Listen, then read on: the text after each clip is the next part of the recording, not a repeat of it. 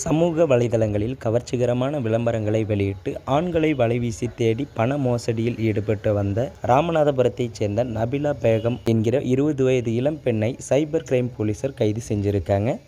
நாகர்கோவிலில் வசிக்கும் 40 வயது மதிக்கத்தக்க தனியார் நிறுவன ஊழியர் ஒருவர் முகநூலில் வந்த ஆபாச வீடியோ ஒன்றை பார்த்துவிட்டு அதில் குறிப்பிட்டபடி உல்லாசமாக இருக்க ஆசைப்பட்டு ஆன்லைன் மூலம் 1500 செலுத்தியிருக்காரு. பணம் அனுப்பிய பிறகு அதில் கொடுக்கப்பட்டிருந்த தொலைபேசி அணைத்து வைக்கப்பட்டிருப்பதை கண்டு தான் ஏமாற்றப்பட்டதை உணர்ந்த அந்த நபர் உடனடியாக காவல்துறையில் புகார் அளிச்சிருக்காரு. இந்த வழக்கை தீவிரமாக விசாரித்த போலீசார் நாகர்கோவிலில் தங்கியிருந்த நபிலா பேகத்தை மடக்கி பிடிச்சு சிறையில் அடைச்சிருக்காங்க. இவர் போலி முகநூல் கணக்குகளை உருவாக்கி அதில் பெண்களின் ஆபாச படங்களை பதிவேற்றி வீடியோ காலில் பேசலாம் என ஆசை வார்த்தைகள் கூறி பலரிடம் பணம் பறித்து வந்தது விசாரணையில் வெளிச்சத்திற்கு வந்திருக்கு.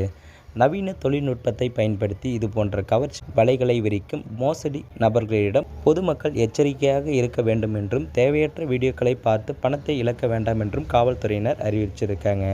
ஸோ இந்த தகவலை பற்றி நீங்கள் என்ன நினைக்கிறீங்கன்றதை மறக்காமல் கமெண்ட்டில் சொல்லுங்கள்.